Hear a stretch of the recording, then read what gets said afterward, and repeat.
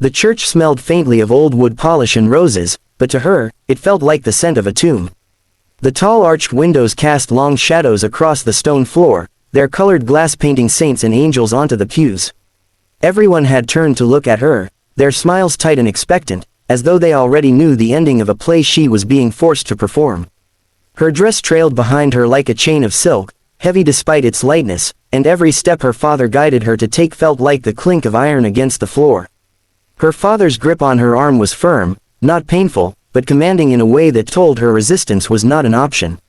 He looked ahead, jaw set, proud of what he believed he was securing. The groom stood tall at the altar, his black suit pressed to perfection, a gleam of satisfaction dancing in his eyes as he watched her approach. He was not a man of tenderness, his lips curled with possession, not love. She had seen it in the way he looked at her for weeks now, as though she were something won, a prize to display. Her heart screamed. It screamed so loudly that she thought surely someone in the church must hear it, must notice her trembling hands and the way her lips quivered behind the veil. She wanted to shout, to cry, to say no. The word built inside her chest like a storm desperate to break free, but when her mouth parted, nothing came. The silence was suffocating, wrapping around her throat like invisible rope. Each guest she passed turned their head, eyes soft with admiration for the bride's beauty, blind to her dread. Some whispered words of blessing, others dabbed at tears of joy. None saw the truth, none saw the terror beneath the veil. She was a doll in a porcelain mask, moving where she was pushed, standing where she was placed, and smiling when commanded. Her mother sat in the second row, her expression unreadable, her hands folded tightly in her lap. The bride searched her face for rescue, for any flicker of rebellion, but her mother looked away. That small movement pierced her deeper than a knife. There would be no salvation from family. They had chosen silence long before this day, just as they expected her to. The minister cleared his throat as they reached the altar, his voice echoing through the vast chamber. The sound reverberated off the rafters, wrapping the moment in ritual. She was placed at the side of the groom like an object finally set upon its rightful shelf. The man beside her reached out and covered her hand with his own. His grip was not tender, it was a declaration of ownership. She felt her fingers stiffen beneath his, wanting to recoil, but trapped by the gaze of hundreds of witnesses. The words of scripture flowed, but they blurred into meaningless noise. The room spun with the hum of voices, the shuffle of dresses, the rustle of hymnals. She tried to focus on the golden cross hanging above, but even it felt cold, distant, as if the heavens themselves had turned their back. Her lips formed a silent prayer. Please, someone see me. Please, someone stop this. The minister's voice deepened, pulling her back to the moment that would decide her life. He looked from groom to bride with a solemn weight, and the world seemed to still as he asked the question. Do you take this man, to love and to cherish, to honor and obey, until death do you part? Her chest tightened. The walls seemed to close in, the stained glass windows glowing like eyes, watching, waiting for her answer. She felt every gaze burn into her skin, demanding compliance. The groom's hand pressed harder over hers, urging her to speak the words that would bind her forever. Her mouth opened. She felt the word no rise, burning like fire in her throat, but when the air escaped her lips, it carried nothing, only silence. The guests leaned forward, waiting for the joyous I do. The silence inside the church pressed harder with every second she failed to answer. Guests exchanged curious glances, a low murmur rippling through the pews. The minister, throat clearing nervously, tried to mask the awkward pause, but his eyes betrayed confusion. The groom leaned closer, whispering through clenched teeth, "Say it." His fingers dug into hers, sharp enough to leave a mark. She wanted to, or rather, she wanted to scream no, to shatter the charade with her truth. But her lips remained frozen, her voice trapped beneath the weight of fear. Her knees trembled beneath her gown, and the veil blurred as her eyes filled with tears she could no longer blink away. Then, cutting through the oppressive stillness, came the sound of boots. Step, step, step. The echo rang bold against the polished floorboards, slow and deliberate, as if each footfall carried defiance. Heads turned, first curious, then shocked. From the back of the church, a lone figure strode forward. Dust clung to his long coat, the brim of his hat shadowing sharp, sunburnt features. He was no polished guest, no groom's friend in a pressed suit. He was raw grit, leather, and sun, a man who looked as though the world could never bend him. The bride's heart lurched. She knew him, or at least, she remembered his eyes, the same eyes that had met hers once in town, filled not with judgment or command, but something softer, something that asked instead of demanded. A fleeting kindness she had carried secretly, buried beneath weeks of dread. And now, impossibly, he was here. The minister faltered, words drying in his mouth as the cowboy's boots struck closer. The groom's face twisted, anger flaring at the intrusion. The father rose halfway from his seat, red-faced and ready to protest. But the cowboy's voice came before any of them could speak, deep and steady, slicing through the silence like a blade. "She can't answer you," he said, his tone calm but thunderous in its truth. Fears got her tongue tied. A hush swept across the room, the whispers dying instantly. He kept walking, closing the distance, his eyes locked only on her.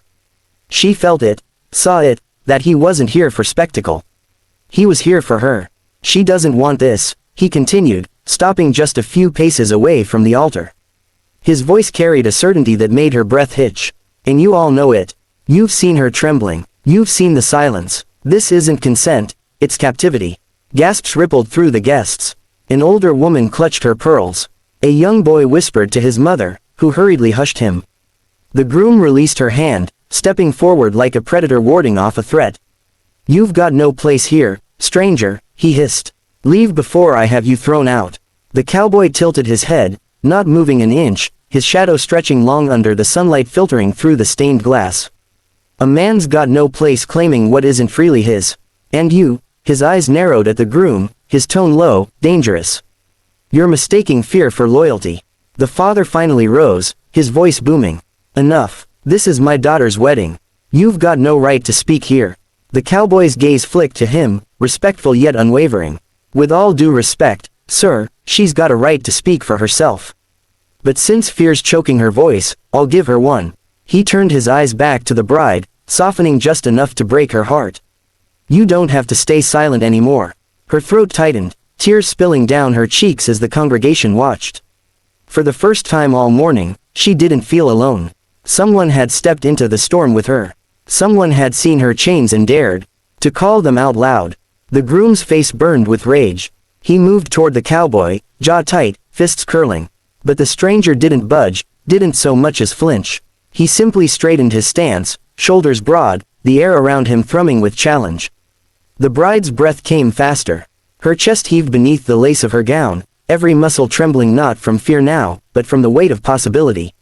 He had spoken what she could not, carved truth into a room built on lies. And with that, he had opened a door she hadn't known existed. The church erupted like a hive struck by a stone. Gasps, shouts, and the scrape of shoes against wooden floors filled the sacred space. Some guests rose from their seats, craning their necks to see the drama unfolding at the altar. Others whispered frantically, scandal painted across their faces. The choir boys fidgeted nervously, clutching their hymnals as if they might shield them. The groom surged forward, fury blazing in his eyes. His polished shoes hammered against the stone steps as he closed the gap between himself and the cowboy. "You dare walk into my wedding and humiliate me?" His voice cracked with rage. "You'll regret this." The cowboy stood firm, shoulders squared, his coat swaying slightly as though the air itself had bent to his defiance. He didn't lift a hand, didn't need to. His presence was enough to stop the groom mid-step. His voice, low and steady, carried through the church like the toll of a bell. "You can be angry all you want," he said, eyes never leaving the man before him. "But you won't lay a hand on her. Not here, not ever again." The groom sneered, trying to recover his dominance. "She's mine," she agreed. "No," the cowboy cut him off sharply, the word slicing like a blade. His eyes flicked to the bride, his tone softening. "She's not yours. She never was. And today, she's got a chance to say it out loud." The bride's heart pounded in her chest, the sound filling her ears like a drumbeat of war. Her father's voice bellowed from the side, desperate to regain control. "Daughter, end this nonsense and speak your vows. You'll shame us all." She turned toward him slowly, the weight of his authority pressing hard against her chest. All her life, his word had been law. All her life, she had lived beneath the shadow of duty, of expectation, of fear. Her knees trembled, but this time, not from weakness. Something inside her had shifted, something the cowboy's courage had ignited. The groom snarled, reaching as though to grab her arm and drag her back into place. But before he could, the cowboy stepped in front of her, his stance unmovable, a living wall between her and the man who thought he owned her. The congregation fell into a tense hush, watching with wide eyes, unsure what would happen next. The bride's breath came ragged, every inhale sharp, every exhale trembling. And then, as though a dam had burst, her voice finally broke free. "I don't love you," she said, her words ringing out clear despite the tears streaking her cheeks. Gasps swept through the pews. The groom's face drained of color, his mouth opening, then snapping shut like a trap. But she wasn't done. "I never did. This wedding, this was never my choice." Her voice cracked but did not falter. "I was silent because I was afraid. Afraid of you. Afraid of what my family would say.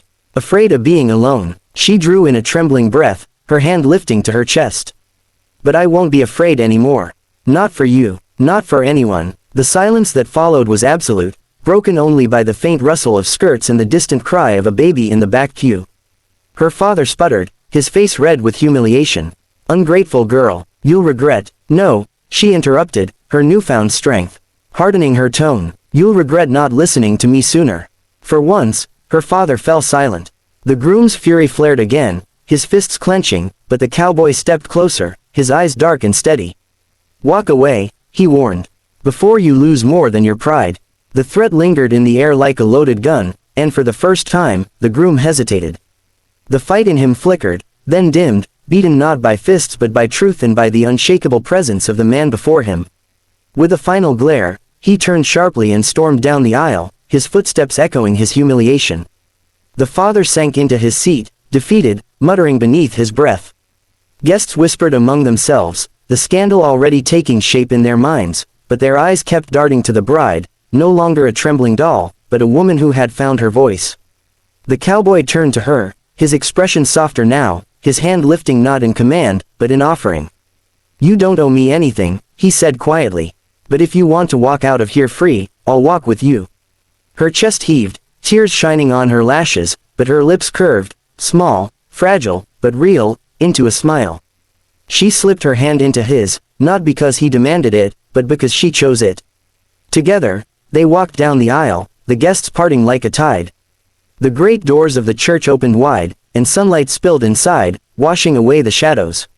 She stepped into it, leaving behind the silence, the fear, the chains.